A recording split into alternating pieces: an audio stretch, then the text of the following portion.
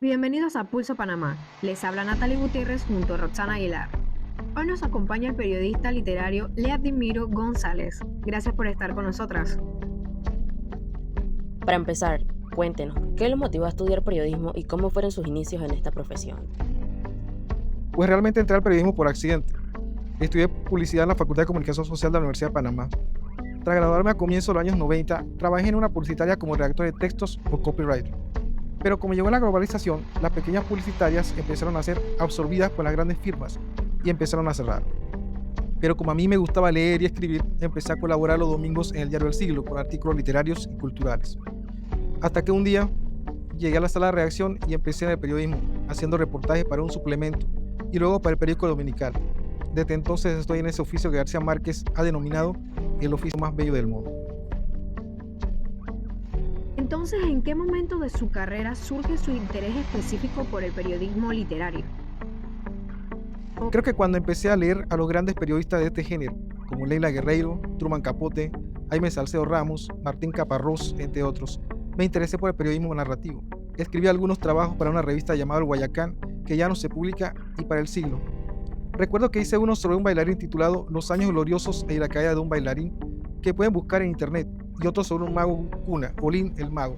Luego he hecho periodismo narrativo menor en la Crónica Roja. Desde su experiencia, ¿qué características distinguen al periodismo literario de otros géneros periodísticos?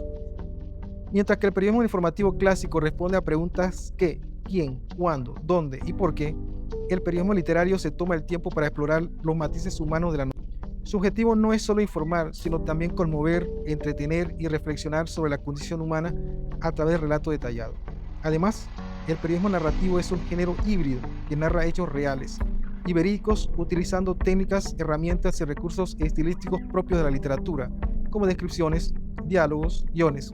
Se relatan con la estructura, la tensión dramática de un cuento o una novela. Este tipo de periodismo empezó a popularizarse en la década de 1960 en Estados Unidos con el llamado nuevo periodismo. Decidieron aplicar técnicas narrativas a crónicas periodísticas e investigaciones sobre crímenes o sucesos de la vida real.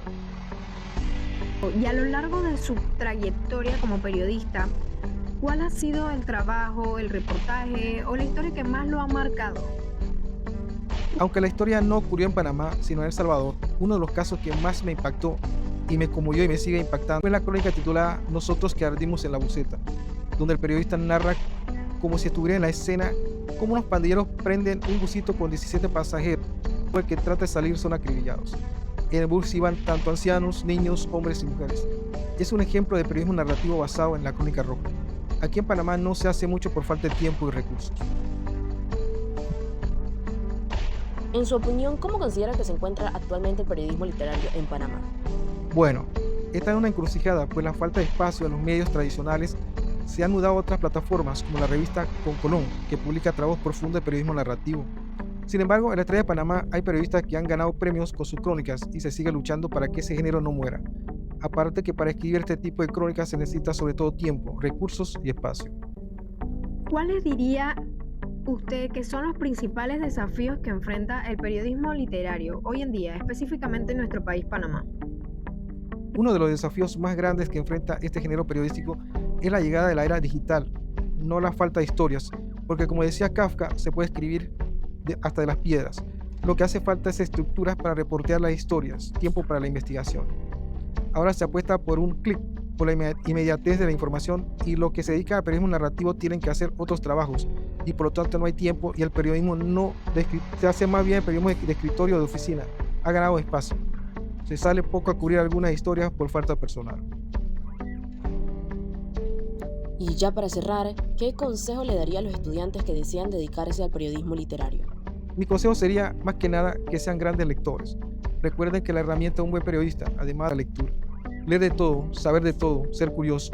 Lean los trabajos de los más importantes cronistas como Leila Guerreiro, Martín Caparrós, Relato de un náufrago de García Márquez o Sangre fría de Truman Capote, Hiroshima de John Hersey, revistas como Gato Pardo, Anfibia, Malpensante, entre otros. Gracias, Leadimiro, por compartir su experiencia con nosotras y con la audiencia de Pulso Panamá. Gracias.